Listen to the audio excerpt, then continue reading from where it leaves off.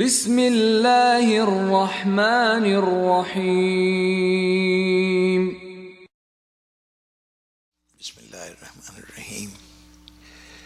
الحمد للہ رب العالمین، الصلاۃ والسلام علی اشرف الانبیاء والمرسلین وعلی آلہ وعترتہ واہل بیتہ الطیبین الطاہرین المعصومین صلوات۔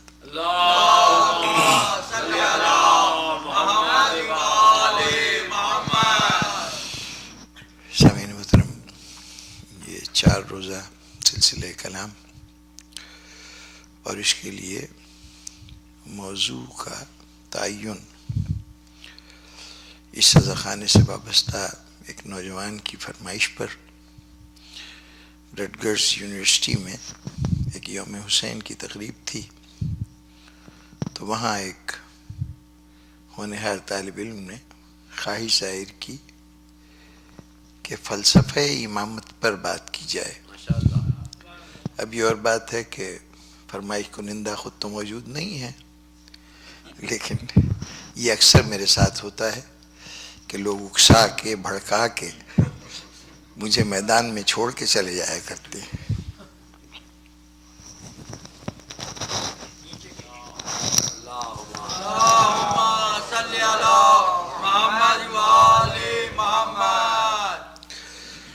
تو ایک تو ان کی فرمائش اور دوسرے آج کی پوری گفتگو جناب سروش صاحب کے ایک مصرے کی تشریح کہہ لیجیے۔ شاعر کا یہی حسن کلام ہوتا ہے کہ وہ ایک مصرے میں جو بات کہہ دیتا ہے، اگر وضاحتیں کی جائیں تو پوری تقریریں پوری کتابیں ہو جاتی ہیں۔ اب وہ مصرع کیا ہے اس کو دریافت کرنا اب آپ لوگوں کا کام ہے، میں صرف گفتگو کیے دیتا ہوں۔ سروش صاحب خود تائید فرما دیں گے بعد میں کہ یہ انہی کے مصرے کی توضیح ہے اور کچھ نہیں۔ قرآن مجید کا ایک ارشاد سورہ فاطر میں، اور سورہ فاطر میں نہیں اور بھی کئی صورتوں میں، سورہ آل عمران میں بھی ہے، ارشاد ہوا کہ فَلَن تَجِدَ لِسُنَّتِ اللَّهِ تَبْدِيلًا وَلَن تَجِدَ سُنَّتَ اللَّهِ تَحْوِيلًا۔ اللہ کی سنت کبھی بدلہ نہیں کرتی، اس کا عمل کا طریقہ کبھی تبدیل نہیں ہوتا۔ یہ قرآن مجید نے ایک سے زیادہ مرتبہ، کم از کم 7-8 مرتبہ قرآن مجید میں یہ بات کہی گئی ہے۔ اللہ کی سنت نہیں بدلتی، اللہ نے جو قاعدے مقرر کر دیے ہیں وہ ازل سے لے کے ابد تک اسی طرح جاری و ساری ہیں۔ اس آیت کو ہمارے یوں کہیے کہ میں بھائی کہتے ہوئے ہچکچا رہا ہوں، ایک مسلک ہے جو بہائی مذہب کہلاتا ہے۔ وہ اسلام سے بالکل باہر انہوں نے دعویٰ کیا کہ اب اسلام کا دور ختم ہو گیا ہے، ایک نیا مذہب شروع ہوا جو بہائی ایران سے شروع ہوا تھا۔ بہاء اللہ صاحب ایک شخصیت تھے، انہوں نے شروع کیا تھا۔ یہاں آپ کے یہاں بھی بہت سے لوگ ایرانی حضرات میں کثیر تعداد ان بہائیوں کی بھی شامل ہے۔ ان کا جب کبھی وہ ہم سے گفتگو کرنے کے لیے آتے ہیں، مناظرے کی بات ہوتی ہے، تو وہ اپنی گفتگو کا آغاز اسی آیت سے کرتے ہیں۔ یہ ایک بعض مذاہب کا طریقہ ہے کہ انہوں نے کچھ مضامین اپنے طور پر ذہن میں تیار کیے ہوتے ہیں کہ دوسرے فریق سے بات کی جائے تو کیسے کی جائے۔ تو جیسے ہمارے یہاں قادیانی حضرات ہیں، تو وہ جب آ کے بات کریں گے تو پہلا مسئلہ وہی کریں گے کہ یہ بتائیے کہ حضرت عیسیٰ کا صلیب پر انتقال ہو گیا تھا، صلیب پہ چڑھائے گئے تھے، دنیا میں انتقال ہوا یا زندہ آسمان پہ اٹھا لیے گئے؟ اب ظاہر ہے آپ اپنے عقیدے کے مطابق کہیں گے کہ آسمان پہ اٹھا لیے گئے، بس یہاں سے ان کی بحث شروع ہوگی۔ انہوں نے قرآن مجید کے کچھ الفاظ کی اپنے طور پہ تعویل کی ہے، اور اب چونکہ اکثر مسلمانوں کا اس مسئلے پر کوئی خاص علم نہیں ہوتا، تو وہ اس کا جواب دینے کے بجائے اب وہاں پہ بے بس ہو جاتے ہیں۔ بس یہیں سے بات شروع ہوتی ہے کہ حضرت عیسیٰ تو آسمان پہ اٹھا لیے گئے، اب جو کہا گیا ہے رسول خدا صلی اللہ علیہ وسلم نے ارشاد فرمایا ہے کہ حضرت عیسیٰ دوبارہ دنیا میں آئیں گے، تو وہ اب وہ عیسیٰ تو اٹھا لیے گئے، تو پھر ہمارے جو یسوع مسیح یعنی یہ مسیح موعود ہیں یعنی مرزا غلام احمد، یہ ان کی جگہ پہ آئے ہیں۔ تو وہ چونکہ بحث میں شکست ایک قدم ہم پہلے ہٹ چکے ہوتے ہیں وہاں پر صحیح طور پر تیار نہ ہونے کی وجہ سے، تو دوسرا قدم بعض اوقات خود بخود پیچھے ہٹ جاتا ہے۔ اصولی طور پر اس بحث کے لیے بنیادی طریقہ کار یہ ہونا چاہیے کہ جناب یہ حضرت عیسیٰ کے آسمان پر اٹھانے نہ اٹھانے سے یہ کیسے ثابت ہوتا ہے کہ مرزا غلام احمد قادیانی عیسیٰ ہیں؟ اگر میں مان لوں کہ حضرت عیسیٰ آسمان پہ اٹھا لیے گئے اس لیے کہ یہ کوئی بنیادی مسئلہ نہیں ہے، یہ ہمارے ایمان کا مسئلہ نہیں ہے کہ حضرت عیسیٰ آسمان پہ اٹھائے گئے یا انتقال فرما گئے دنیا میں، ان کے عقیدے کے مطابق صلیب سے نیچے اتارے گئے اور اس کے بعد وہ کشمیر کے علاقے میں جا کے وہ وہاں پہ رہتے رہے اور وہیں پہ ان کا انتقال ہو گیا۔ آج بھی وہاں پہ قبر ہے جو وہ کہتے ہیں کہ حضرت عیسیٰ کی قبر ہے۔ کوئی عیسیٰ خان کوئی بزرگ گزرے ہیں، ان کی قبر کو کہتے ہیں حضرت عیسیٰ کی قبر ہے۔ ہمارے ہاں ایک پہاڑی ہے جس کا نام مری ہے، وہ کہتے ہیں یہ در حقیقت مائی مریاں کے نام سے یہاں پہ ایک خاتون تھی، ان کی قبر ہے، اور یہ مریاں نہیں ہے، در حقیقت حضرت مریم ہے۔ تو یہ دونوں شخصیتوں کو، ماں بیٹے کو پہاڑی پسند آئے، وہ کشمیر میں جا کے انتقال کر گئے، بیٹا یہاں ہو گیا۔ تو یہ ایک ان کا طریقہ ہے۔ ہمارے بہائیوں کا طرز استدلال، بہائیوں کا بنیادی عقیدہ یہ ہے کہ پچھلی شریعت ختم ہو گئی پیغمبر خدا صلی اللہ علیہ وسلم کی، اور کم و بیش 1000 سال کے بعد ایک شریعت ختم ہو جاتی ہے، نئی شریعت قائم ہوتی ہے۔ تو اب تقریباً 1000 سال سے زیادہ، 1000 تو نہیں، اس وقت تو تقریباً 1200 سال گزر چکے تھے، انہوں نے کہا کہ وہ شریعت ختم ہو چکی ہے اور اب بہاءاللہ نئے پیغمبر کے طور پہ آئے ہیں، یہ نئے شریعت لے کے آئے ہیں، پچھلی شریعت منسوخ ہو گئی۔ یہ ان کا بنیادی عقیدہ ہے، وہ اس کی تعلیمات وغیرہ اس وقت زیر بحث نہیں کہ وہ کیا کہتے ہیں، لیکن ان کا کہنا ہے کہ وہ شریعت ختم ہو گئی، نئی شریعت قائم ہو گئی۔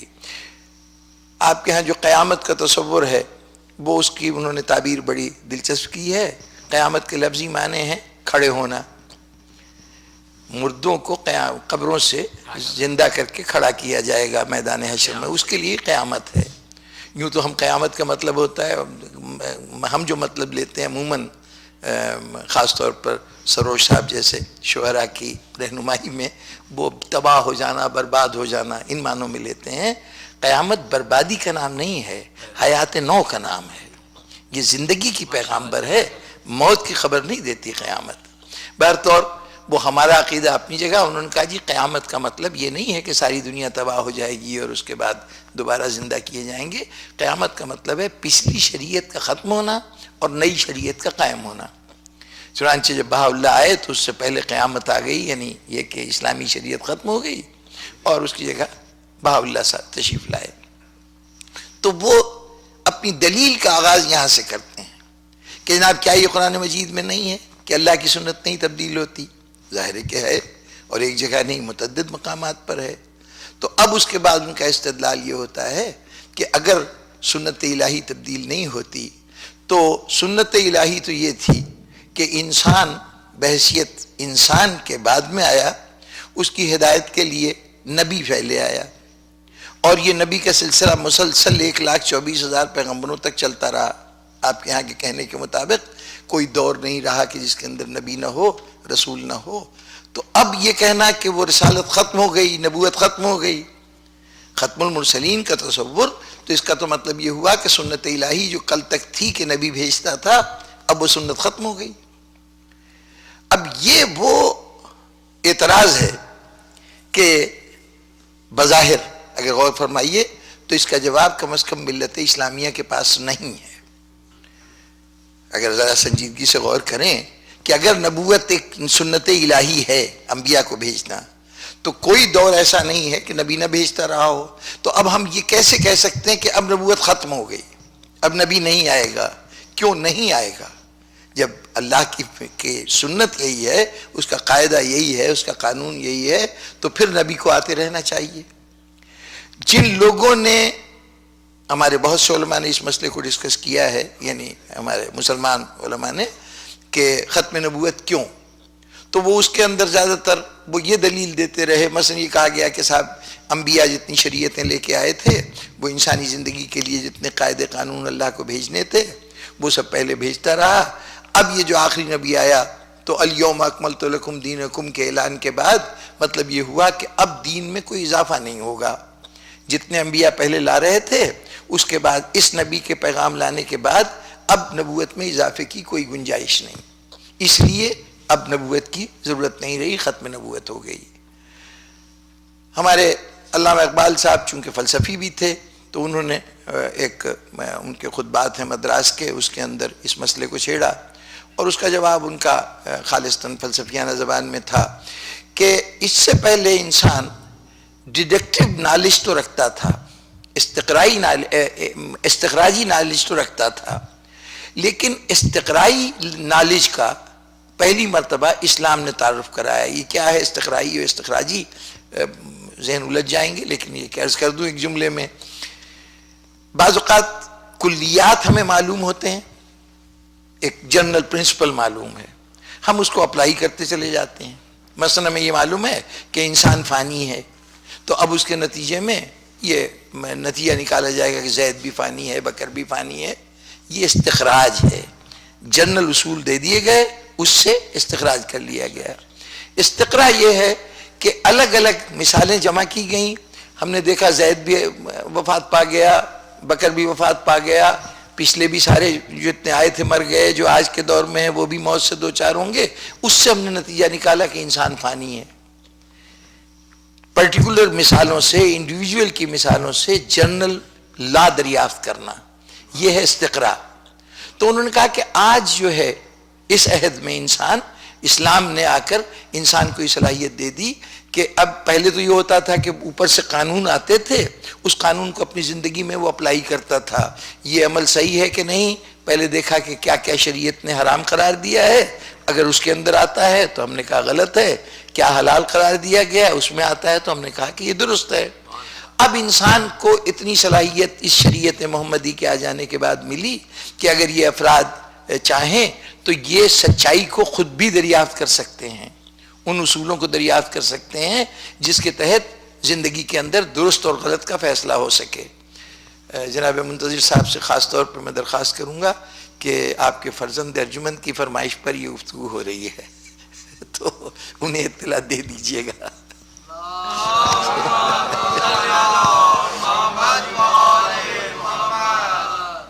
تو یہ انہوں نے توجہ پیش کی۔ اب چاہے یہ اس وقت اس پہ زیادہ توجہ دینے کی ضرورت نہیں ہے، الفاظ کی حد تک عرض کر دیا کہ لاجک کی دو قسمیں ہیں، سچائی تک پہنچنے کی دو صورتیں ہیں، ایک یہ ہے جس کو ہم ڈیڈکٹیو لاجک کہتے ہیں اور ایک انڈکٹیو لاجک ہے۔ تو یہ ایک استخراجی لاجک ہے، ایک استقرائی ہے، نیچے افراد موجود ہیں اس سے ایک اصول حاصل کرنا، اور استخراجی یہ کہ اصول ملا ہے اسے افراد کے اوپر اپلائی کرنا۔ تو پہلے اصول آتے تھے شریعت کی صورت میں، ہم اسے اپلائی کر دیتے تھے، اب انسان اتنا ترقی کر گیا ہے کہ وہ اپنے طور پر اصول دریافت کر سکتا ہے، یہ علامہ اقبال کا خیال ہے، اس لیے اب نبوت کی ضرورت نہیں۔ ان دونوں یا اس نوعیت کی اور بہت سی دلیلیں جس نے بھی دی ہیں، ان سب دلیلوں سے صرف یہ بات تو ثابت ہوتی ہے کہ اب نبوت کی ضرورت نہیں۔ ان کے آرگومنٹ کو اگر ایکسیپٹ کر لیا جائے تو یہ نتیجہ نکلتا ہے کہ اب نبی کی ضرورت نہیں۔ ہمارے یہاں بھی یہی کہا گیا کہ نبی کا کام تھا خبریں پہنچانا، رسول کا کام تھا قوانین دینا۔ جب تمام خبریں جو عالم بالا سے انسانیت کی ہدایت کے لیے ضروری تھیں وہ سب بتا دی گئیں تو اب نبوت کی ضرورت نہیں رہی۔ جب وہ تمام قوانین انسان کے لیے آ گئے جو انسان کو آخرت کی منزلوں میں کامیابی سے پہنچانے کا سبب بن سکتے ہیں، جنت تک پہنچانے کے ذریعہ بن سکتے ہیں، جب وہ سارے قانون آ گئے تو اب رسول کی ضرورت نہیں رہی۔ چنانچہ سارے قانون بھی آ گئے اور ساری خبریں بھی آ گئیں، نہ نبی کی ضرورت رہی نہ رسول کی ضرورت رہی۔ بس ختم نبوت بھی اور ختم رسالت بھی، یہ تمام دلیلیں ختم نبوت کی تو دلیل ہیں، لیکن اس بات کی دلیل نہیں کہ اللہ کی سنت بدل کیسے گئی۔ وہ مسئلہ تو اپنی جگہ پہ قائم رہا کہ جو اعتراض تھا کہ سنت الہی بدلہ نہیں کرتی، تو یہ بدل گئی ہے۔ ظاہر ہے کہ اگر نبوت ختم ہو گئی تو کم از کم نبی بھیجنے کی سنت میں تبدیلی آ گئی۔ بنیادی طور پر اس اعتراض میں ایک فیلسی ہے، ایک التباس ہے، ایک مغالطہ ہے۔ وہ مغالطہ یہ ہے کہ پہلے یہ فرض کرا دیا گیا کہ نبی بھیجنا، رسول بھیجنا یہ اللہ کی سنت ہے۔ واقعاتی طور پر ہم نے دیکھا نبی آیا، رسول آیا۔ یہ نبی اور رسول عہدوں کا نام ہے، یہ عہدے کچھ کرنے کے لیے آئے ہیں، ان کا آنا سنت نہیں ہے۔ وہ کام جس کے لیے آئے ہیں وہ سنت الہی ہے، ان کا آنا سنت نہیں ہے۔ اصل کام کیا ہے، کس لیے آتے ہیں؟ یہ ہدایت دینا انسان کو، انسانیت کو ہدایت کی راہ دکھانے کے لیے۔ تو اصل میں سنت الہی ہے ہدایت دینا، اس کے لیے نبی بھیجے، اس کے لیے رسول بھیجے، یا کوئی نیا عہدہ پیدا کرے، یہ اس کے اپنا طریقہ ہے۔ لیکن اس کے لیے یہ کہنا کہ نبی رسول نہیں آئے تو سنت بدل گئی، جی نہیں، سنت ہدایت کی سنت ہے۔ اور یہ اس دنیا کے اندر میں عرض کر دوں کہ خدا نے جتنی مخلوق پیدا کی سب کو ہدایت دی ہے، صرف انسان نہیں، ہر شے کو ہدایت دی ہے۔ ہر جگہ نبی رسول نہیں آئے، لیکن ہدایت ہر ایک کو دی ہے، اس لیے کہ جب خالق تھا تو یہ اس کی ذمہ داری تھی کہ مخلوق کو جس مقصد کے لیے خلق کیا ہے اس مقصد سے آگاہ کرے۔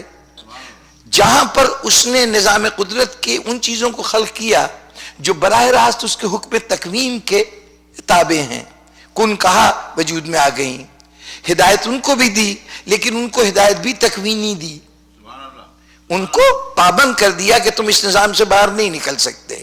یہ زمین جو اپنی جگہ گردش کر رہی ہے، اس کی مجال نہیں کہ وہ منشاء الہی کے خلاف اپنے راستے کو بدل لے۔ یہ چاند سورج، یہ پورا نظام کائنات، یہ سب کا سب پابند ہے، جس راستے پہ ڈال دیا چلتے جائیں گے۔ یہ حیوان، نباتات، جمادات، سب جس قانون کے تحت خلق کیے گئے ہیں اس کے پابند ہیں۔ ایک انسان تھا جسے اختیار دیا گیا، اب کیوں دیا وہ الگ بحث ہے کہ آخر انسان کو کیوں اختیار دیا گیا، لیکن اسے صاحب اختیار بنایا گیا۔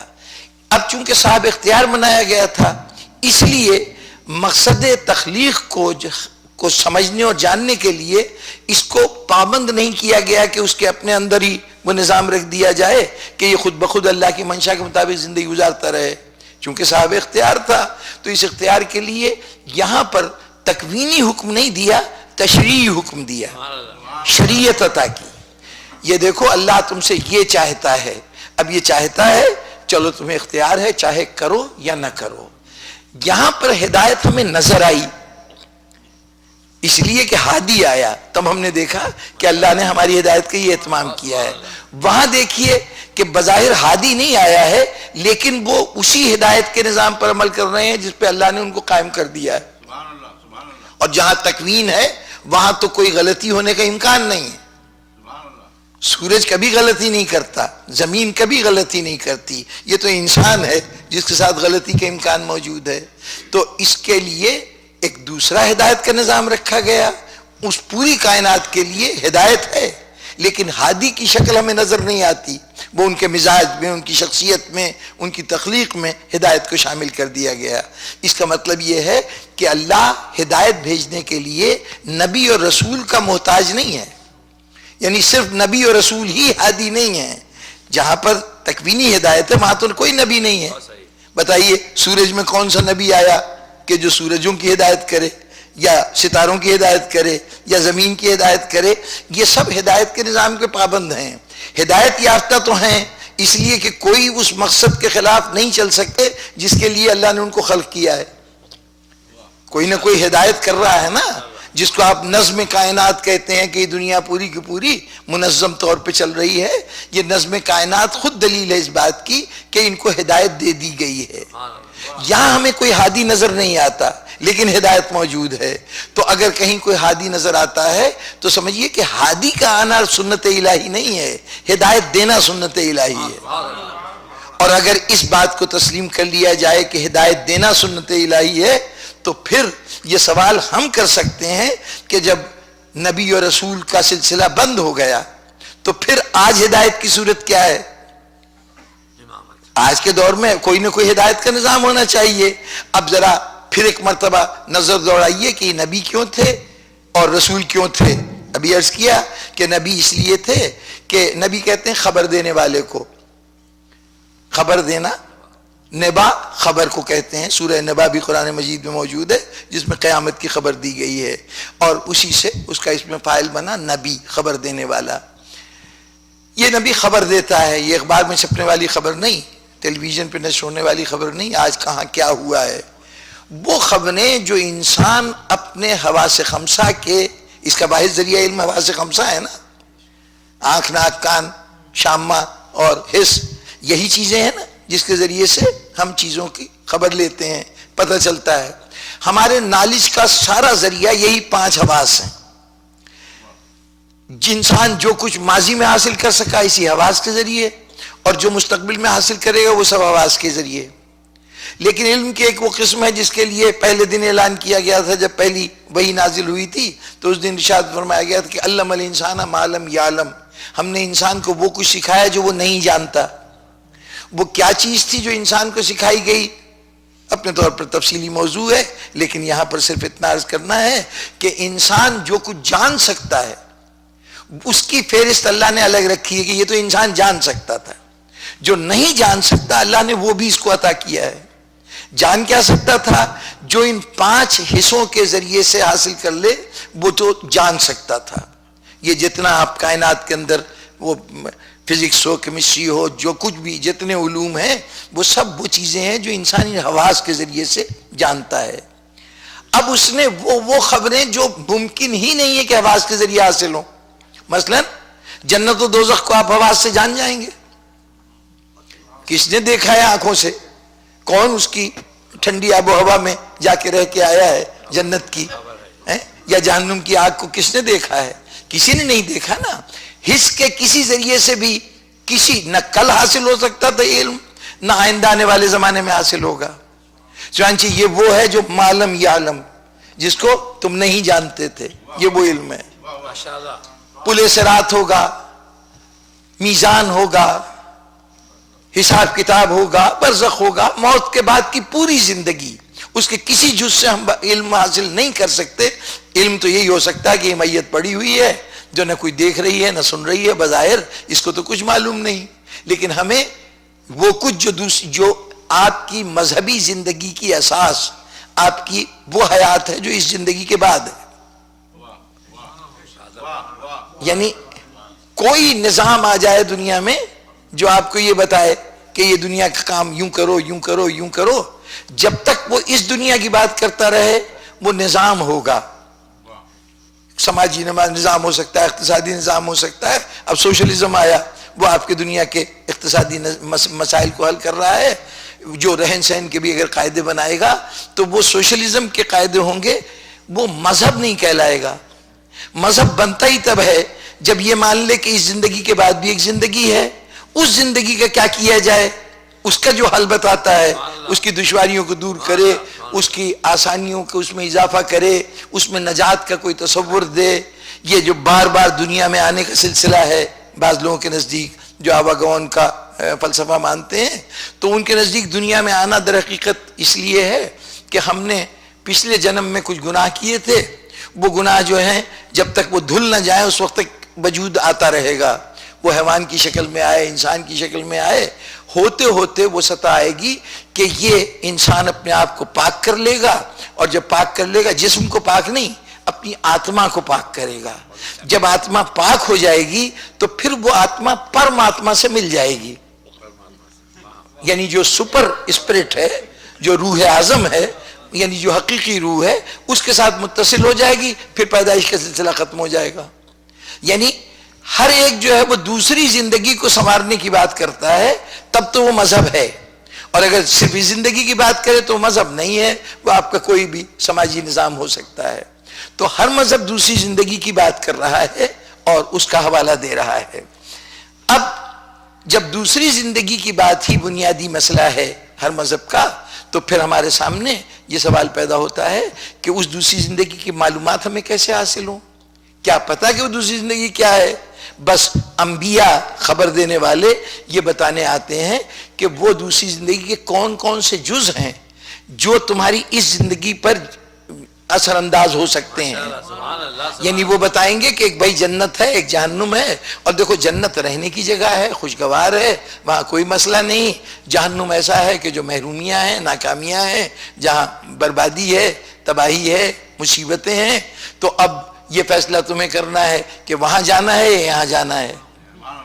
جتنی وہ خبریں جو کردار سازی کی بنیاد بن سکیں وہ خبریں پہنچانا یہ نبی کا کام ہے. یہ وہ خبریں ہیں جو انسان اپنے طور پر حاصل نہیں کر سکتا تھا. تو یہ تو ہوا نبی کا رول. اب یہ کہ اس نے یہ تو بتا دیا کہ ایک جنت ہے، ایک دوزخ ہے، ایک پل صراط ہے، پل صراط پہ سے کچھ گزر جائیں گے اور کچھ وہیں سے پھسل جائیں گے اور جہنم میں جائیں گے. تو اب یہ پل صراط سے پھسلنے سے کیسے بچا جائے، اپنے کو جنت میں پہنچانے کے قابل کیسے بنایا جائے، جہنم سے کیسے بچا جائے. اب یہ صرف خبر دے دینے سے مسئلہ حل نہیں ہوگا، بلکہ یہاں طریقہ بتانا پڑے گا کہ جنت میں کیسے جایا جا سکتا ہے، جہنم سے کیسے بچا جا سکتا ہے. اس کے لیے ضروری ہے کہ کچھ قوانین آئیں، کچھ ضابطے آئیں، کچھ طریقے بتائے جائیں، یہ کرو یہ نہ کرو، یہ صحیح ہے یہ غلط ہے، یہ قابل استعمال ہے اور یہ قابل استعمال نہیں ہے. بس یہی یہ کرو یہ نہ کرو، یہ صحیح ہے یہ غلط ہے. اس مجموعے کو کہتے ہیں شریعت. قانون کا وہ مجموعہ جو آپ کو بتاتا ہے یہ صحیح ہے یہ غلط ہے. اس قانون کو ہم شریعت کہتے ہیں. جو نبی شریعت لے کے آتا ہے وہ صرف خبر دینے نہیں آیا، وہ قانون بھی دے رہا ہے. اس لیے ہم اس کو کہتے ہیں رسول. ویسے تو رسول کے معنی اللہ بھیجا ہوا، اللہ نے بھیجا ہے اس لیے رسول ہے. ہم لوگ جب اپنی زبان میں ہی لفظ استعمال کرتے ہیں تو ہم بھی کسی کو کوئی چیز بھیجیں تو اس سے ملتا جلتا لفظ، اسی کا مادے سے نکلا وہ لفظ استعمال کرتے ہیں. خط بھیجیں تو اس کو کہتے ہیں مراسلہ، جی بھیجا گیا.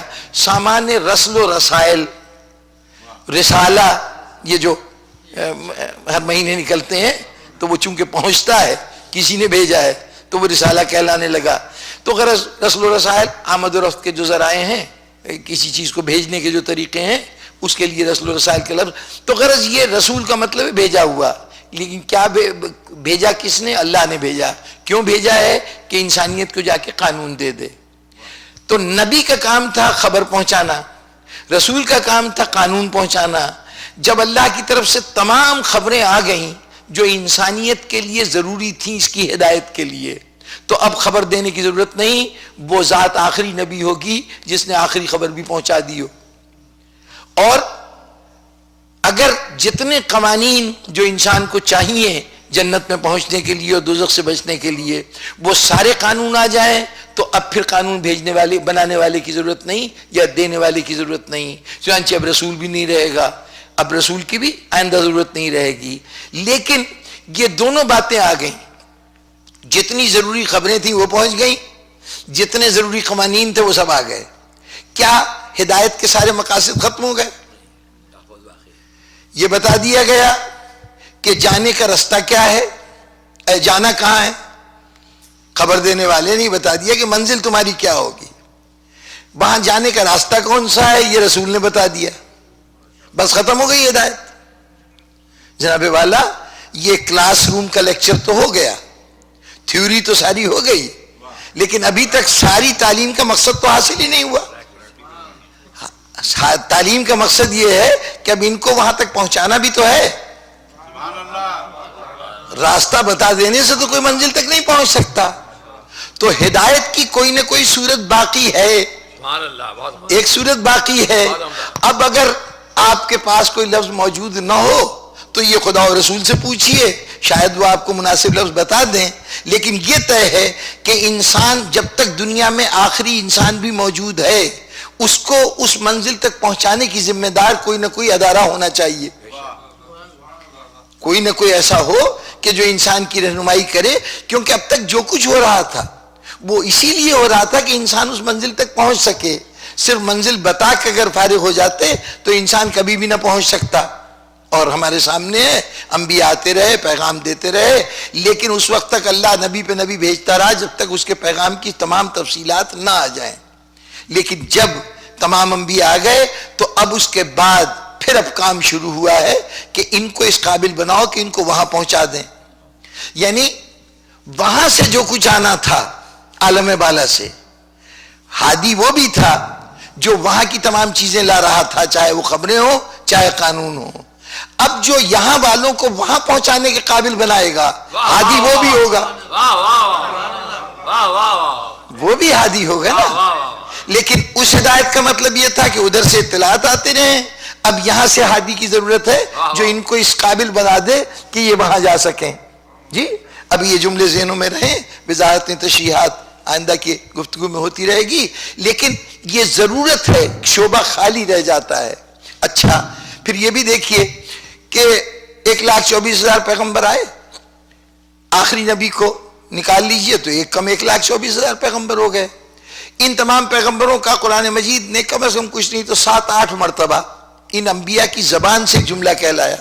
اور وہ جملہ کیا ہے؟ سورہ یاسین میں بہت واضح طور پہ کہا گیا کہ وہ اللہ کا رسول آیا اور اہل دیش سے مخاطب ہو کے اس نے کہا کہ وما علینا الا البلاغ، میرا کام تو صرف پہنچا دینا تھا، اس سے غرض نہیں کہ تم نے اس کو جو کچھ ہم نے پہنچایا ہے اس سے کوئی فائدہ اٹھایا کہ نہیں اٹھایا، جو راستہ ہم تم پہ بتا رہے ہیں اس پہ چلے یا نہیں، یہ لو پکڑو شریعت اور خدا حافظ. ہر نبی کا کام پہنچا دینا ہے. قرآن مجید میں کم از کم 6-7 جگہ اس بات کا اعادہ کیا گیا ہے کہ وما علینا الا البلاغ، ہمارا کام تو صرف پہنچا دینا ہے، ہمیں اس سے غرض نہیں کہ تم عمل کرتے ہو کہ نہیں کرتے. یعنی رولز بتا دیے، وہاں کی خبریں دے دیں، کہاں جانا ہے یہ بھی بتا دیا، راستہ بھی بتا دیا. اچھا اب تم جانو یہ راستہ جانے، ہماری طرف سے خدا حافظ. وہ چلے گئے. تمام نبی یہ کام کرتے رہے. لیکن جب آخری نبی آیا تو یہاں نہیں کہا گیا کہ وما علینا الا البلاغ. کسی ایک جگہ بھی یہ جملہ حضور کی ذات سے نہیں منسوب پورے قرآن مجید میں. دوسرے انبیاء یہ کہتے رہے ہیں، آخری نبی نے نہیں کہا. کیوں نہیں کہا؟ آخری نبی کا جو چارٹر آف ڈیوٹی تھا وہ پچھلے انبیاء سے بالکل مختلف ہے. ان کا چارٹر کیا ہے کہ جو کچھ ہے اس کو پہنچا دو، بس انہوں نے پہنچا دیا بلا کم و کاس. جو کچھ اللہ کی طرف سے ملا بجن صحیح ہو بہو، کوئی لفظ کم کیے ہوئے کوئی زیادہ اضافہ کیے بغیر وہ پہنچا دیا. ان کا کام ختم ہو گیا. اس نبی کے چارٹر آف ڈیوٹی ذرا مختلف قسم کا ہے.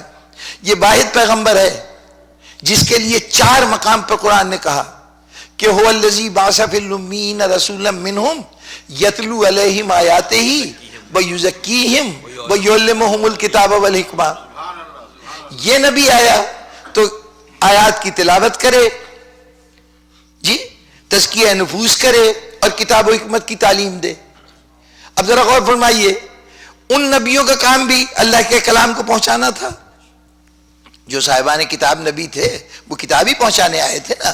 انہوں نے کتاب پہنچائی اور کہہ دیا وما علینا الا البلاغ. اس رسول کی بھی ذمہ داری ہے یتلو علیہم آیاتہ، وہ لوگوں کے سامنے اللہ کی آیتوں کی تلاوت کر دے. اب چنانچہ ان کی ذمہ داری ختم ہو جاتی تھی. اگر وما علینا الا البلاغ پر رسول کا کام ختم ہو جاتا تو فرائض نبوت میں صرف یتلو علیہم آیاتہ ہی، اس کی آیتوں کی تلاوت کر دیتا، جو کام تھا پہنچانے کا پہنچا دیتا. لیکن یہاں ایک کام ایسا قرار دیا گیا جو بالکل مختلف ہے.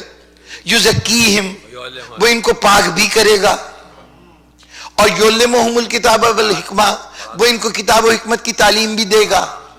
اب یہ 3 کام ایسے ہیں کہ کلاس روم میں لڑکے آتے جا رہے ہیں، استاد ایک ہے جس کا کام ہے کہ یہ کام جاری رکھے.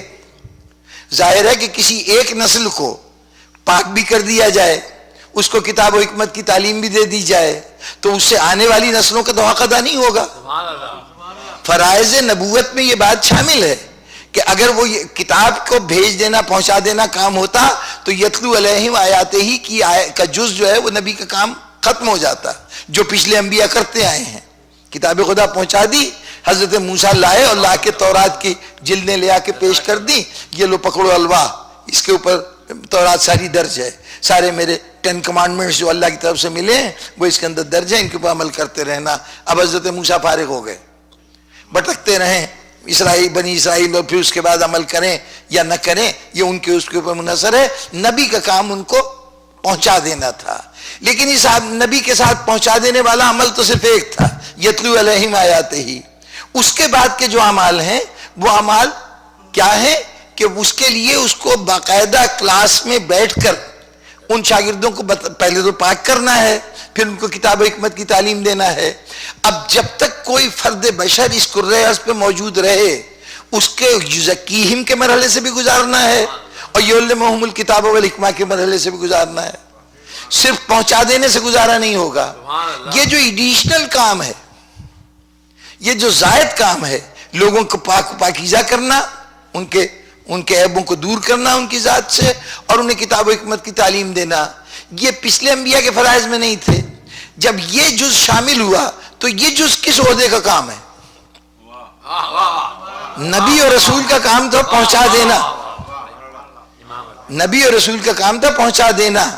یہ خلق خدا کے عیبوں کو دور کر کے ان کو پاک و پاکیزہ کرنا اور اس کے ساتھ ساتھ ان کو کتاب و حکمت کی تعلیم دینا، یہ کس شعبے کے ذمہ ہے؟ نبوت کی تو ذمہ داری یہ نہیں تھی، اس کا کام تھا پہنچا دینا، رسالت کی ذمہ داری نہیں تھی۔ چنانچہ نبی نے اپنا کام ختم کر لیا، ختم ہو گئی، رسالت نے اپنا کام ختم کر لیا، رسالت ختم ہو گئی۔ لیکن یہ دونوں ہدایتیں یزکیہم ویعلمہم الکتاب والحکمہ، یہ ہدایت کی دو صورتیں ہیں نا، افراد کو پاک کرنا، ان کو کتاب و حکمت کی تعلیم دینا، یہ بھی ہدایت ہے۔ یہ ہدایت دینے کے لیے کون سا ادارہ ہے؟ بس یہ وہ ضرورت ہے جہاں سوچنا پڑتا ہے کہ اللہ کی سنت یقیناً جاری رہے گی اور کوئی نہ کوئی ہوگا جو اس ذمہ داری کو ادا کرے گا۔ جو اب جو ذمہ داری ادا کرے گا اس کا کام نئی آیتیں سنانا نہیں ہے، اس پر کوئی کتاب نازل نہیں ہوگی، کوئی نیا قانون نہیں آئے گا، وہی قانون وہی کتاب جو رسول دے گیا ہے۔ اس کے بعد اب مشکل یہ ہے کہ حضور کی ذات میں ہم نے یہ تو دیکھا کہ یہ اضافہ ہوا ہے، لیکن یہ نہیں سوچا کہ اضافہ کیوں ہوا ہے، یہ اضافہ کیوں ہوا ہے۔ در حقیقت ابھی تفصیلی بات ہے، لیکن یہاں صرف اتنا عرض کر دوں کہ اس سے پہلے جو نبی آتے تھے وہ نبی ہوتے تھے۔ بعض کے لیے ہم نے کہا کہ جو شریعت لے کے آتے ہیں وہ رسول ہوتے ہیں، لیکن جو رسول ہوتا تھا وہ نبی بھی ہوتا تھا، رسول بھی ہوتا تھا۔ حضرت ابراہیم پہلے پیغمبر ہیں، حضرت آدم سے لے کے حضرت نوح تک، حضرت نوح سے پہلے جتنے بھی شخصیتیں آئی ہیں وہ نبی کہلائی ہیں، رسول نہیں کہلائی۔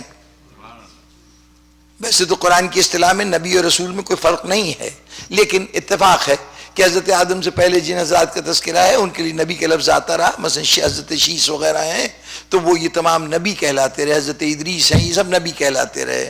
حضرت نوح پہلی شخصیت ہیں جن کو قرآن مجید نے رسول کہا۔ اب گویا ایک نیا انسٹیٹیوشن متعارف ہوا، نبی کے بعد رسالت کا انسٹیٹیوشن تھا۔ یہ رسالت چلتی رہی حتیٰ کہ حضرت ابراہیم آئے۔ حضرت ابراہیم پہلی شخصیت ہیں کہ نبی بھی تھے، رسول بھی تھے، ان کو ایک اور عہدہ دیا گیا جس کا نام امامت تھا۔ اب یہ تین انسٹیٹیوشن ایک ذات میں جمع ہو گئے جی ماشاءاللہ۔ اب وہ ذات جو ان کے بعد آئے گی، جو ان کے بھی فخر ہے، اس کے پاس یہ تینوں عہدے ہوں گے، نبی بھی ہوگا، رسول بھی ہوگا، امام بھی ہوگا۔ نبی اور رسول کا کام کیا تھا؟ پچھلے نبیوں کا ابلاغ، پہنچا دینا۔ وہ رسول کا کام تھا یتلو علیہم آیاتہ ہی، قرآن کو پہنچا دو ان لوگوں تک، آیتوں کی تلاوت کر دو، ان تک پہنچا دو قرآن کو۔ یہ کام تو نبی کا ختم ہو گیا، یہ کام ختم ہو گیا۔ اب جو یزکیہم ویعلمہم الکتاب والحکمہ کا اضافی کام ہے وہ ظاہر ہے کہ پھر اس نئے عہدے کا نتیجہ ہوگا، یعنی نبی تھا، رسول تھا، اس میں تو صرف کتاب پہنچا دینا کام تھا۔ جب ایڈیشنل کام دیا گیا ہے تو یہ ایڈیشنل کام اس عہدے سے تعلق رکھتا ہے جو رسول کا ایڈیشنل عہدہ ہے۔ ماشاءاللہ، جزاک اللہ، جزاک اللہ۔ امامت کا نتیجہ ہے نا، یہ امامت کا کام ہے، یزکیہم ویعلمہم الکتاب والحکمہ۔ اب وہ رسول دنیا سے چلا جائے، چونکہ آخری خبر پہنچا چکا اس لیے اب کوئی نبی نہیں آئے گا، وہ عہدہ ختم۔ آخری قانون دے چکا، اب کوئی قانون نہیں آئے گا، چنانچہ اب رسول کی ضرورت نہیں رہی، اب کوئی رسول نہیں آئے گا۔ خاتم النبیین بھی ہو گیا، خاتم الرسل بھی ہو گیا۔ اب اس کے بعد نہ کوئی نبی ہے نہ کوئی رسول ہے۔ جناب والا، رسول کے تین عہدے تھے، نبی تھا، رسول تھا، امام تھا۔ اب نبی نہیں آئے گا، رسول نہیں آئے گا تو وہ جس عہدے کے لیے نہیں کہا گیا کہ یہ خاتم الائمہ ہے، واہ واہ، بس وہی عہدہ برقرار رہے گا، محمد واہ، اور اب رسول کا جانشین نبی نہیں کہلائے گا، سبحان اللہ سبحان اللہ، رسول نہیں کہلائے گا، وہ کہلائے گا تو امام کہلائے گا، جو عہدہ بچا ہے وہی عہدہ تو کہلائے گا نا۔ تو اب امامت کا انسٹیٹیوشن باقی رہتا ہے، اور یہاں پر وہ جس بنیادی یعنی میں نے کہا تھا کہ ایک مصرے کی تشریح ہے، وہ مصرے کی ساری گفتگو تو ہو گئی، لیکن اب براہ راست حوالہ دے دوں۔ عبد الماجد دریابادی ایک بہت بڑے مفسر ہیں قرآن مجید کے، اور بڑی وقیع تفسیر ہے ان کی، یعنی یوں سمجھیے کہ اردو زبان میں ایک جید عالم کا قول بتا رہا ہوں، میرا اپنا اتنا میں کہاں کہ میں تفسیروں کے متعلق اپنی رائے کا اظہار کر سکوں۔ علامہ علی نقی صاحب قبلہ اللہ مقامہ سید العلماء وہ فرمایا کرتے تھے کہ اردو زبان میں قرآن مجید کی تفسیریں نہیں لکھی گئیں، حاشیے لکھے گئے ہیں، پورے اس میں پڑھتے پڑھتے ایک لفظ چنا، اس کے اوپر نمبر ڈال دیا اور حاشیے کے اندر اس کی ڈیٹیلز دے دیں۔ کسی نے زیادہ ڈیٹیلز دی ہیں بہت سے پوائنٹس بنا کے، کسی نے کم دی ہیں۔ ہر آیت کی شرح و تفسیر لکھنا یہ عام طور پہ نہیں ہوا، صرف عبد الماجد دریابادی کی ایک تفسیر ایسی ہے، اہل سنت میں سے تھے کہ جنہوں نے تقریباً ہر جملے کی شرح لکھی ہے۔ یہ اس وقت کی بات تھی، اب ایسی تفسیریں آ گئی ہیں جس کے اندر ایک ایک جملے کی ہر آیت کی الگ الگ وضاحت و تشریح موجود ہے۔ بہرطور تو عبد الماجد دریابادی صاحب کی وہ مارکت الاعلیٰ تفسیر جو ہے وہ انگریزی زبان میں پہلے انہوں نے لکھی تھی، پھر خود ہی اس کا اردو ٹرانسلیشن کیا، دونوں تفسیریں رائج ہیں، یقیناً بہت قابل احترام تفسیر ہے۔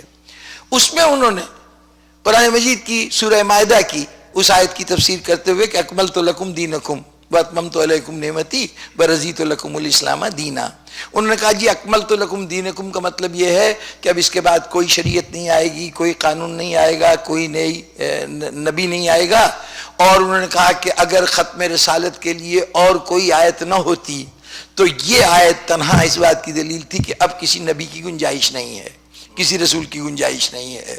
یہاں تک پہنچ کر انہوں نے بات کی، اس کے بعد ایک جملہ آگے بڑھایا کہ اور اس سے شیعوں کے اس عقیدہ امامت کی بھی رد ہو جاتی ہے کہ جو ان کے نزدیک نبوت کا تسلسل ہے، امامت نبوت کا تسلسل ہے، صرف یعنی گویا ان کے نزدیک صرف نام بدلا ہے ورنہ رسالت ان کے جاری ہے، یہ شیعوں کا عقیدہ ہے۔ چنانچہ اکملت لکم دینکم کے آیت کے آ جانے کے بعد اب یہ ظاہر ہوا کہ شیعوں کا یہ عقیدہ غلط ہے۔ جناب والا، شیعہ نبوت کے تسلسل کو ان معنوں میں نہیں مانتے، ہدایت کے تسلسل کو مانتے ہیں، نبوت کے عہدے کے تسلسل کو نہیں مانتے۔ کوئی امام نہ تو کتاب لائے گا، نہ کوئی امام نیا کوئی قانون لائے گا۔ قانون شریعت حلال محمد قیامت تک کے لیے حلال، حرام محمد قیامت تک کے لیے حرام، اس کے اندر کوئی نیا حلال نیا حرام نہیں ہوگا۔ تمام قاعدے قانون بھی معین، اور یہی کتاب رہے گی تا اختتام زمانہ، اور کوئی کتاب نازل نہیں ہوگی۔ نبی یہی دو کام کرتا تھا، نبی اور رسول، ایک کتاب لے کے آتا تھا یا خبریں لے کے آتا تھا، دوسرا قانون لے کے آتا تھا۔ نہ کتاب میں اضافہ ہوگا نہ قانون میں اضافہ ہوگا۔ اس کا مطلب یہ ہے کہ تسلسل نبوت اور رسالت کا نہیں ہے۔ اب جو چیز امام ہے وہ یہ دونوں کام نہیں کرے گا۔ کوئی ہمارا امام، ہم نے کبھی اس عقیدے کا اظہار نہیں کیا، یا ہمارا کبھی عقیدہ نہیں رہا کہ ان کے پاس کوئی وحی آتی ہے اور یہ بھی کوئی کتاب پیش کریں گے، نہیں، ان پہ کلام الہی نازل نہیں ہوگا، ان کے اوپر نہ تو کوئی نئے قانون بنیں گے، وہی قانون جو حضور نے بنائے ہیں انہی قانونوں کے نفاذ کرنا، ان کو رائج کرنا، یہ ان کے ذمہ داری میں شامل ہوگا۔ اب جب یہ دونوں کام نہیں ہوں گے تو تسلسل نبوت نہیں ہو سکتا، تسلسل رسالت نہیں ہو سکتا۔ اور اگر ہم امامت کے نظام کو نہ مانیں، امامت کے نظام کو نہ مانیں تو پہلا مسئلہ تو وہ بہائیوں کا اعتراض اور قرآن کی وہ آیتیں کہ اللہ کی سنت بدلا نہیں کرتی، پھر سنت تو بدل گئی، بلکہ وہ سنت کہ جو اتنے دن تک چلتی رہی، وہ حضرت آدم سے لے کے خاتم تک چلتی رہی، اس زمانے کے تو حد ہمیں تقریباً حساب کتاب لگا کے معلوم ہو جاتی ہے کہ شاید 8000 سال کا عرصہ گزرا ہے حضرت آدم سے لے کے خاتم تک۔ ابھی یہ جو زمانہ ہے اس کی تو کوئی حد معلوم ہی نہیں کہ نہ معلوم کہاں تک جائے گی۔ اس کے باوجود ہمیں معلوم ہے کہ یہ زمانہ چاہے 10,000 سال چلے، 20,000 سال چلے، اس میں نہ نبی آئے گا نہ رسول آئے گا، تو پروردگارہ تیری سنت ایک تو یہ قائم رہی اور اس کے بعد ختم ہوئی تو ایسا ختم ہوئی کہ دوبارہ امکان ہی نہیں۔ اس کا جواب ممکن ہی نہیں ہے جب تک آپ یہ نہ مانیے کہ ایک امامت کی صورت میں ایک ادارہ قائم ہو گیا ہے۔ سبحان اللہ۔ اور جہاں تک غدیر کے میدان میں ولایت علی کا اعلان ہے تو یہ نہ سمجھیے کہ یہ تسلسل نبوت کی بات ہے، یہ تسلسل ہدایت کی بات ہے، سبحان اللہ، سبحان چونکہ ہدایت بدل گئی ہے، اس کی نوعیت اور ہے۔ نبی آتا تھا، آ کے کہتا تھا کہ میں اللہ کی طرف سے آیا ہوں اور میں یہ پیغام لے کے آیا ہوں، اس پہ ایمان لاؤ۔ وہاں ایمان لایا جاتا تھا، لوگ آئے اور ایمان لے آئے۔ واہ واہ واہ واہ۔ یہاں ولایت علی کا اعلان کر کے رسول نے علی کو ایک خیمے میں بٹھایا، جاؤ سب کوئی جا کے بیعت کرو، سب لوگ علی کے ہاتھ پہ بیعت کرو۔ 3 دن تک یہ سلسلہ جاری رہا، دست علی پہ بیعت کا اہتمام ہوتا رہا جب تک وہ پورے 1,40,000 افراد بیعت نہ کر چکے، اس وقت تک یہ تسلسل جاری رہا۔ یہ بیعت کیوں کروایا جا رہا ہے؟ اس لیے کہ نیا انسٹیٹیوشن ہے، وہ انسٹیٹیوشن، آج بس ایک جملہ کہوں گا بعد میں تفسیر ہو جائے گی، وہ انسٹیٹیوشن اللہ کی طرف سے بندوں کے لیے آیا تھا۔ یہ جو امام ہے یہ بندوں کے لیے منتخب ہوا ہے۔ بات واضح نہیں ہے؟ دیکھیے، نبی اللہ، رسول اللہ، یہ لفظ رائج ہے نا؟ جب بھی کہیں گے اللہ کی طرف سے نبی آیا، اللہ کی طرف سے رسول آیا، اللہ کا نبی، رسول کا نبی، کیا اللہ کا امام ہوتا ہے؟ نہیں ہے، رسول کا امام ہوتا ہے؟ اللہ کا امام ہے۔ انی جالکا للناس اماما، ہم لوگوں کے لیے امام بنا رہے ہیں۔ بہت عمدہ، بہت عمدہ۔ یہ مسئلہ لوگوں کے لیے تھا، اس لیے وہاں پر نبی آ کے اپنا تعارف کراتا رہے، اپنا تعارف کراتا رہے۔ اس کے تعارف میں تاخیر نہیں کی جا سکتی کہ یہ مدتوں لگائے اپنا تعارف کرانے میں۔ نبی آئے گا، پہلے دن تعارف کرائے گا، یہ دیکھو یہ ہے جو میرے بعد اس پورے نظام کو چلانے والا ہے۔ اس لیے کہ لوگوں کو گمراہی کا ایک لمحہ بھی نہیں دیا جا سکتا۔ پیغام پہنچنے میں تاخیر ہو سکتی ہے، اس کو سمجھنے میں، اس کو ماننے میں تاخیر ہو سکتی ہے، لیکن امام سے ایک لمحے کے لیے بھی انحراف نہیں ہو سکتا، اس لیے اقرار کرایا گیا۔ جملے کی تشریح بعد میں ہوتی رہے گی۔ بہرطور اگر امامت کا انسٹیٹیوشن نہ ہو تو ختم نبوت کی وضاحت کرنا ہمارے لیے ممکن نہیں رہتا۔ ختم نبوت مانی ہی تب جائے گی جب یہ مان لیں کہ اللہ نے ہدایت کی کوئی نہ کوئی شکل رکھی ہے۔ ماشاءاللہ۔ اور اس کا عملی مظاہرہ دیکھ لیجئے، کم از کم ہم تو بہت اچھی طرح جانتے ہیں، ہم پاکستان کے مملکت سے تعلق رکھنے کی بنیاد پر ہمارے ہاں یہی جو قادیانی حضرات تھے ان کو غیر مسلم ڈکلیئر کیا گیا۔ اب جو غیر مسلم ڈکلیئر کیا گیا تو صورت احوال یہ تھی کہ کلمہ وہ بھی پڑھتے تھے، اشہد ان لا الہ الا اللہ، اشہد ان محمد رسول اللہ۔ اب کلمے سے نہیں پتہ چلتا کہ یہ مسلمان ہے کہ نہیں ہے، غیر مسلم تو کہہ دیا، لیکن اب کیسے پتہ چلے کہ یہ مسلمان ہے کہ نہیں ہے؟ کیونکہ جو کلمہ عام مسلمان پڑھتا ہے وہی کلمہ وہ پڑھتا ہے۔ چنانچہ اب ہمارے ہاں جب وہ شناختی کارڈ بنتے ہیں، آئیڈینٹی کا، ایک آپ کے یہاں جیسے سوشل سروس کا کارڈ ہوتا ہے، وہ سوشل سیکیورٹی کا کارڈ ہوتا ہے، وہ ہمارے یہاں ایک نیشنل آئیڈینٹی کارڈ ہوتا ہے۔ وہ کارڈ ہر شہری کے لیے رکھنا ضروری ہے۔ اب اس کارڈ کو جس وقت اپلائی کیا جاتا ہے تو جو فارم ہوتا ہے اس کے اندر اپنا مذہب ظاہر کرنا ضروری ہے کہ کس مذہب کس مسلک سے تعلق رکھتا ہے۔ تو مذہب ظاہر کرنے کے لیے کیا کریں؟ اگر مسئلہ یہ ہو کہ تم اللہ کو واحد مانتے ہو تو یہ بھی مانتے ہیں، اللہ کو، محمد کو خدا کے رسول مانتے ہو تو انہوں نے کہا جی ہم بھی مانتے ہیں۔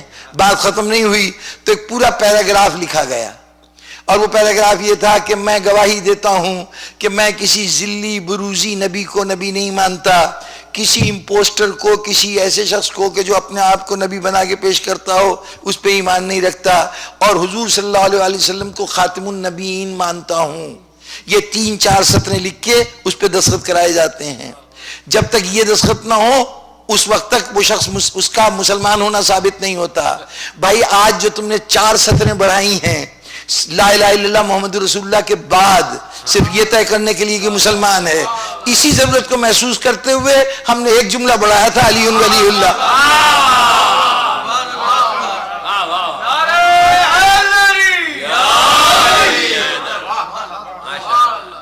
اور یہ دیکھ لیجئے یہ تاریخی حقیقت ہے کہ ہمیں دنیا نے کافر کہا. بہت سے حضرات ہیں جو ہمارے کفر کے فتوے بڑے ڈٹ کے دیتے ہیں، لیکن آج تک ہمیں یہ نہیں کہا گیا کہ یہ ختم نبوت کے قائل نہیں ہیں. جو عبد الماجد دریا بادی کا اعتراض تھا نا کہ یہ نبوت کے قائل نہیں ہیں، یعنی یہ تسلسل نبوت کے قائل ہیں امامت کی شکل میں، نام بدلا ہے خالی، عہدہ وہی رہا ہے، لیکن اس کے باوجود پوری تاریخ اسلامی میں کبھی بھی کسی عالم نے ہم پر یہ نہیں کہا کہ یہ ختم نبوت کے قائل نہیں ہیں. ختم نبوت کے قائل ہیں لیکن اس کے باوجود کافر ہیں. چلیے وہ کافر ہونے کی وجوہات آپ جو دل چاہے بیان کرتے رہیے. یہ تو طے ہے کہ ختم نبوت کے ماننے والے نہیں ہیں. یہ ختم نبوت کے نہ ماننے کا پتہ آپ کو کیسے چلا؟ صرف اس لیے کہ محمد الرسول اللہ پہ ان کا کلمہ ختم نہیں ہوتا. یہ غدیر خم سے اپنا رشتہ جوڑ کے علی ولی اللہ کا اقرار بھی کرتے ہیں. اگر ولایت علی کا اقرار نہ کیا جائے تو ختم نبوت کی بات کبھی مکمل نہیں ہو سکتی. ماشاءاللہ ماشاءاللہ. ہم نے نبوت کا دروازہ بند کیا اور بند کر کے اس پہ ولایت کا تالا لگا دیا. ماشاءاللہ. اب یہ جو ولایت یا امامت کا نظام ہے یہ گویا یہ پہچان ہے اس بات کی کہ یہ شخص ختم نبوت کا بہر صورت قائل ہے. اور یہی وجہ ہے بزرگان محترم ہمارے یہاں بھی ماشاءاللہ سے بہت سے جھوٹے دعوے دار آتے رہے ہیں اور مسلمانوں کے اور مسلکوں میں بھی آتے رہے ہیں. لیکن یہ عجیب بات ہے کہ ہمارے ہاں بہت سے مہدی پیدا ہوئے. ایک محمد باب نام کی شخصیت تھے، انہوں نے بھی مہدی ہونے کا اعلان کیا. وہ سوڈان کے بھی مہدی تھے. ایک مہدی بادشاہ بنا تھا بنو عباس کا، اس نے بھی مہدی ہونے کا دعویٰ کیا. اور اس طرح سے مہدی یمن پوری بھی ایک شخصیت تھے. ایک ملا اٹکی تھے، وہ بھی انہوں نے بھی مہدی ہونے کا اعلان کیا. بہت سارے مہدی آتے رہے لیکن ہمارے یہاں کوئی مدعی نبوت نہیں آیا، نبی کا دعویٰ نہیں کرنے آیا. آپ کے ہاں بار بار نبی پیدا ہوتے رہے، مسلمہ کذاب سے شروع ہو کے غلام احمد قادیانی تک نبوت کا دعویٰ کرتے رہے.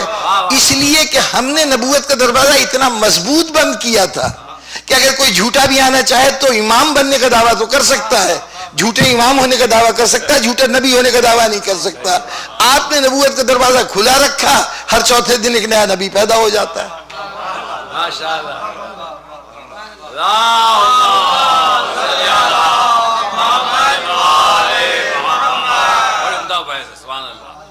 بس جناب والا آج کی حد تک اتنی گفتگو کہ یہ جو نظام ہے امامت کا یہ در حقیقت اس ہدایت کا تسلسل ہے، لیکن ہدایت کی شکل میں. جس طرح یونیورسٹی کالجز میں ایک پرائمری اسکول ہے اور ہائی اسکول ہے اور پھر یونیورسٹی کا سطح تک آ جاتی ہے، ہر جگہ تعلیم ہی مل رہی ہے لیکن تعلیم کے درجے مختلف ہیں، سطح مختلف ہیں. اور پھر اس کے بعد جس وقت وہ سطح آتی ہے کہ صاحب یہ انٹرم شپ چل رہی ہے، یہ جا کے اپرنٹس شپ کر رہے ہیں، یہ بھی تعلیم ہی کا حصہ ہے. آپ کے ہاں کوئی بھی شعبہ جو عملی زندگی سے تعلق رکھتا ہو اس میں جب تک وہ تجرباتی دور نہ ہو، جب تک کسی شخص نے وہ دور نہ گزارا ہو، اس وقت تک اس کو اس بات کی اجازت نہیں ملتی کہ وہ اب اس پیشے کے اندر قدم رکھ دے. ڈاکٹر صاحبان تشریف فرمائیں، ان سے پوچھ لیجئے کہ ان کو کتنے عرصے کسی سینئر ڈاکٹر کے ساتھ کسی بڑے اسپتال کے اندر اس اپرنٹس کے طور پر کام کرنا پڑا تاکہ وہ ایک ایسے مقام پہ پہنچ جائیں کہ جہاں جو کچھ پڑھا ہے اس کو برت کر اس کو زندگی کے اندر استعمال کر سکیں. یہی صورتحال وکالت کا ہے کہ زندگی بھر وکالت پڑھتے رہے لیکن خالی پڑھ لینا کافی نہیں ہے، اب اس کے اوپر عملی تجربہ بھی چاہیے. بس یہ سمجھ لیجئے کہ ہدایت کا پورا نظام انبیاء تمام آ کے پڑھاتے رہے، کالج اسکولوں میں تعلیم ہوتی رہی. وہ حضرت آدم کی سطح تھی، پرائمری درجے کی تعلیم تھی، ہوتے ہوتے یونیورسٹی کی سطح کی تعلیم ہو گئی، لیکن اب پریکٹیکل کرنے کا دور ہے. تو زندگی میں میدان عمل میں آنے کے لیے ضروری ہے کہ ان کو کچھ نہ کچھ عملی تجربہ کروایا جائے. اب یہ دیکھ لیجئے کہ نبی آیا تھا تو آ کے ہدایت دے کے چلا جاتا رہا، لیکن امامت کا دور شروع ہوا تو کیفیت یہ ہے کہ امام ایک طرف بیٹھا ہوا ہے کہہ رہا اچھا چلو تم نظام حکومت چلاؤ، جب ضرورت پڑے گی ہم سے پوچھ لینا، ہم جانتے ہیں کہ تم سمجھ رہے ہو کہ یہ تم چلا رہے ہو، تم نہیں چلا رہے، ہم نے موقع دیا ہے کہ تم ذرا مشق تو کرو، اپنی اہلیت تو ثابت کرو. ورنہ وہ دور آئے گا کہ جب ہم نظام کو خود اپنے ہاتھ میں لے لیں گے، لیکن کم سے کم ایک موقع تو انسانیت کو دیا جائے نا، اپنے نظام کو، اپنے آپ کو، اپنے صلاحیتوں کا مظاہرہ کرنے کے لیے. ورنہ قیامت کے دن ہر انسان کہے گا پروردگارہ تو نے ہمیں تو موقع ہی نہیں دیا، ہم سے سوال جواب حساب کتاب کس بات کا؟ کہا تو تھا انی جاعل فی الارض خلیفہ، لیکن خلافت تو ایک دن بھی ہمارے ہاتھ میں نہ آئی. تو خلافت اپنے مخصوص بندوں تک محدود رکھے ہوئے تھا، ہمیں تو موقع ہی نہیں ملا. تو چنانچہ یہ موقع دیا گیا، چلو تم خلیفہ بن لو اور جس طرح ہو سکے نظام چلاؤ. اب یہ وہاں پہ فیصلہ ہوگا کہ تم نے منشاء خداوندی کے مطابق چلایا یا اپنی خواہشات کے تابع ہو کے چلایا.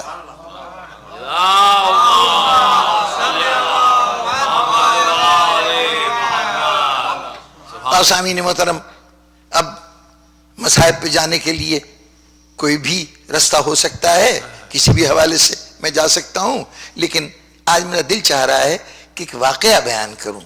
وہ ذرا تھوڑا سا اس کے لیے اب لمبی تمہید درکار ہوگی، تو تمہید میں آپ کا وقت صرف نہیں کرتا. امام حسین علیہ السلام جب مدینے میں تشریف فرما تھے تو جناب امیر علیہ السلام کا ابتدائی دور تھا آپ کے خلافت ظاہری کا. اس وقت ایران سے کچھ خواتین لائی گئیں. ابھی مولا کا ابتدائی زمانہ ہے. یہ خواتین غالباً گرفت میں آ گئی تھیں تیسری خلافت کے زمانے میں. ان کو لایا گیا کہ یہ کنیزیں ہیں.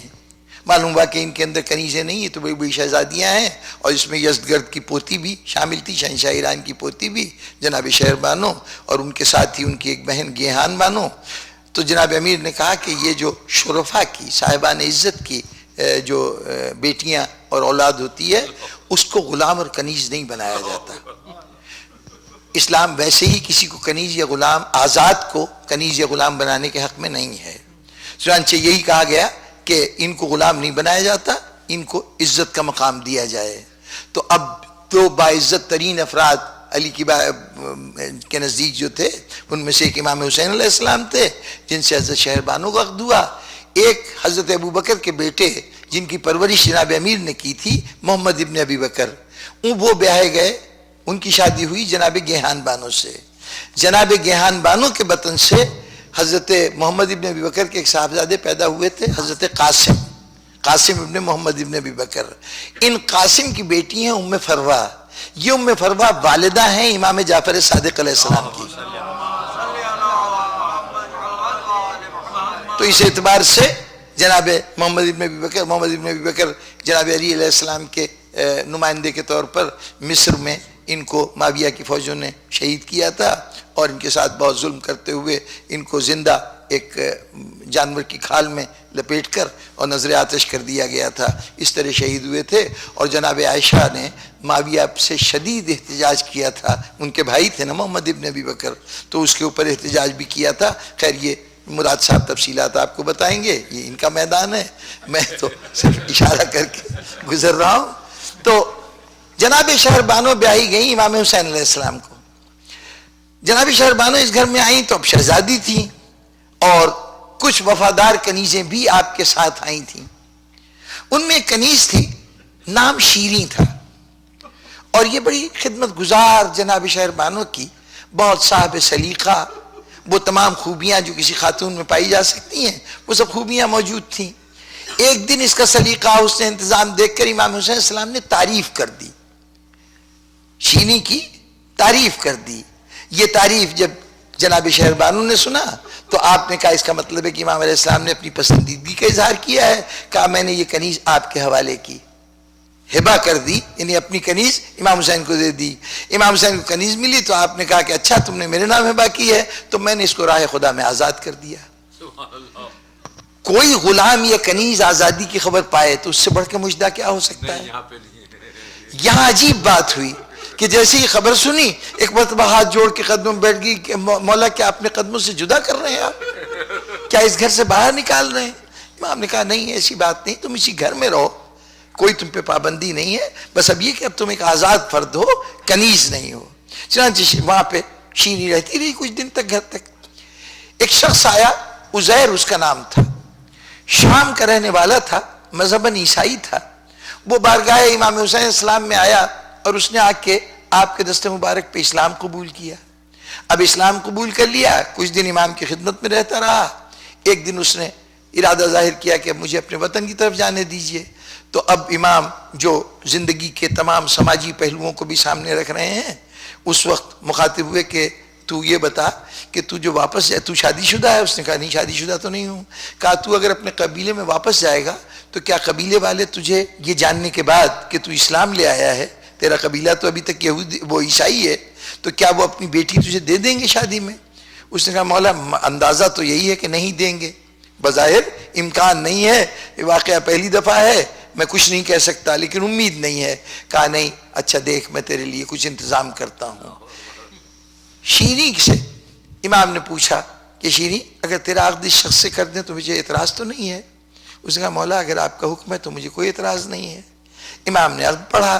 اب عزیر کو کیا چاہیے تھا؟ ایمان بھی ملا، شریک زندگی بھی ملی۔ کچھ دن تک امام کی خدمت میں رہنے کے بعد اب اس نے پھر ارادہ کیا کہ مولا اب مجھے جانا ہے۔ اب جو جانا ہے تو تنہا نہیں جائے گا، ظاہر ہے بیوی بھی ساتھ جائے گی۔ بیوی اس گھر کی پروردہ ہے، جانتی ہے کہ شوہر کی کیا حقوق ہیں اور میرے کیا فرائض ہیں، اس لیے جانے سے انکار تو نہیں کر سکتی، لیکن اب سخت پریشان ہے کہ میں مولا کو خدا حافظ کیسے کہوں۔ آخر آئی خدمت امام میں اور کہا مولا آپ نے حکم دیا ہے میں ضرور جاؤں گی عزیر کے ساتھ، اپنے شوہر کے ساتھ جاؤں گی، مولا میری ایک خواہش ہے۔ یہ شوہر میرا بتاتا ہے کہ اس کا شام میں ایک بہت شاندار ایک اس کا محل تھا، باقاعدہ ایک پہاڑی کے اوپر ایک مکان تھا، شاہانہ مکان تھا۔ کہا وہ اس کا کہتا ہے کہ میرا شاہانہ مکان ہے تو مولا اتنے وعدہ کر لیجئے کہ زندگی میں کبھی آپ میرے غریب خانے پہ قدم رکھیے گا، کبھی آئیے گا۔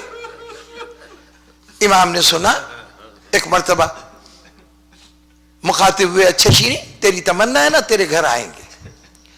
اب کسی کی آرزو بلا کسی زحمت کے پوری ہو جائے، کبھی کسی سے کوئی آدمی کوئی چیز مانگے اور بلا زحمت کے مل جائے تو اس کی ہمت بڑھنا شروع ہو جاتی ہے۔ سوچ نہیں سکتی تھی کہ مولا کنیز کے گھر پہ تشریف لائیں گے اور وہ بھی شام میں اتنے فاصلے کے اوپر۔ اب جو امام نے کہہ دیا کہ ہاں ہم آئیں گے تو اب اطمینان ہو گیا، اب خواہش آگے بڑھی، ہاتھ جوڑ کے بڑے دستبستہ کہ نہیں مولا چھوٹا منہ ہے، بڑی بات کرنے جا رہی ہوں، اگر خطا ہو تو معاف کر دیجئے گا، میں اتنی سی گزارش ہے کیا ایسا ممکن ہے کہ آپ تشریف لائیں تو یہ شہزادیاں بھی آپ کے ساتھ آئیں، زینب و ام کلثوم بھی آپ کے ساتھ آئیں۔ امام نے سر جھکا لیا۔ شاید شینی نے امام کی بھیگتی ہوئی آنکھیں نہ دیکھی ہوں لیکن یہ آواز ضرور سن لی، اچھا شیریں ہمارے ساتھ زینب و ام کلثوم بھی آئیں گی۔ وقت گزرتا رہا، شینی چلی گئی۔ دمشق سے کچھ باہر بیت معمورہ ایک پہاڑی تھی، اس پہاڑی کے اوپر جا کے وہ اپنے شوہر کے گھر میں رہنے لگی، لیکن قول امام پر یقین کامل ہے، معلوم ہے کہ امام نے فرمایا تو ضرور تشریف لائیں گے۔ تو روز اس کا کام یہ کہ صبح اٹھ کے سب سے پہلے اپنے گھر کو ترتیب دیتی ہے، آراستہ کرتی، ہو سکتا ہے امام آ جائیں، ہوتے ہوتے وقت گزر گیا، کافی سال گزر گئے۔ ایک دن سوتے سوتے خواب میں دیکھا کہ امام سامنے کھڑے ہیں اور کہہ رہے ہیں شیریں تو نے ہمیں بلایا تھا، اتنی دیر سے ہم تیرے دروازے کے قریب کھڑے ہوئے، تیرے گھر کے سامنے کھڑے ہوئے۔ اتنا سننا تھا کہ خواب سے بیدار ہوئی، جلدی سے عزیر کا شانہ پکڑ کے ہلایا، عزیر امام خواب میں آئے ہیں، غلط نہیں ہو سکتا، ذرا نیچے جا کے دیکھو تو پہاڑی کے نیچے کہیں کوئی قافلہ تو نہیں آیا، کہیں مولا حسین کا قافلہ تو نہیں ہے۔ عزیر آگے چلا۔ اب عزیر جو چلا تو اب بےتابی کی کیفیت تھی کہ شینی سے برداشت نہیں ہو سکا، وہ بھی قدم بقدم شوہر کے ساتھ ساتھ چلی۔ نیچے آئی تو دیکھا جگہ جگہ خیمے لگے ہیں۔ ایک مرتبہ خوش ہو گئی، میرے مولا کا لشکر آیا ہے، میرے مولا کا قافلہ آیا ہے۔ لیکن جب ان خیموں کے درمیان سامنے سے گزری تو وہاں کچھ ایسی کیفیتیں نظر آئیں کہ اسے احساس ہوا میرے مولا کے سپاہی تو ایسے نہیں ہو سکتے، یہ مولا کا لشکر تو نہیں ہو سکتا، یہ تو کوئی خطا کار گنہگار لوگوں کا لشکر ہے۔ آخر کسی سے پوچھا یہ کس کا لشکر ہے؟ معلوم ہوا یزید کی فوج ہے، وہ یہاں سے گزر رہی ہے۔ کہا اچھا اس میں یزید کے فوجیوں کے علاوہ بھی کوئی آدمی ہے؟ انہوں نے کہا ہاں کچھ قیدی ہیں۔ کہا کہاں ہیں قیدی؟ اشارہ کیا کہ وہ بیٹھے ہوئے ہیں کھلے میدان میں، ساری فوج خیموں میں تھی، کھلے میدان میں یہ جماعت بیٹھی ہوئی تھی۔ شیریں عزیر سے آگے آگے بڑھی، اب جو گئی تو دیکھا چند بیویاں ہیں اور سروں کو گھٹنے پہ رکھے ہوئے بیٹھی ہوئی ہیں۔ اب چاہتی کہ کوئی بی بی مخاطب ہو لیکن کوئی بی بی سر نہیں اٹھاتی۔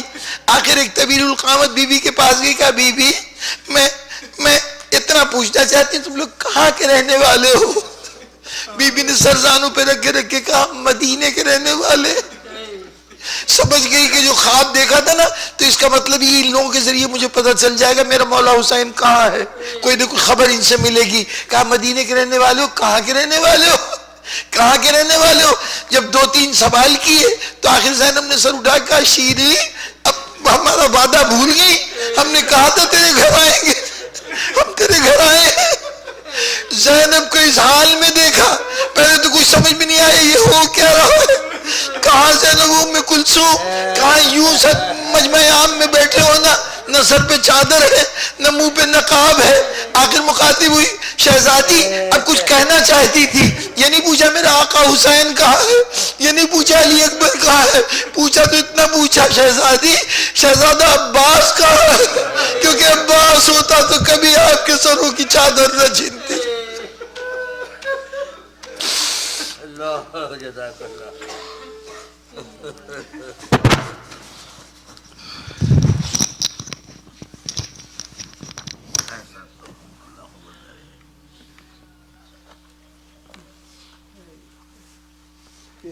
ہماری عبادت کو قبول فرما, گناہان صغیرہ و کبیرہ کو معاف فرما, صراط مستقیم پر ثبات قدم عطا فرما. یا اللہ اپنے ہادیوں کی حقیقی معرفت ہمیں عطا فرما.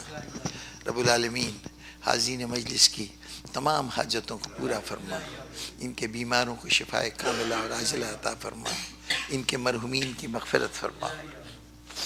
ایک مرتبہ سورہ حمد اپنے تمام مرحومین کے ایصال ثواب کے لیے اور اس مجلس کے قائم کرنے والوں سے تعلق رکھنے والے مرحومین کے ایصال ثواب کے لیے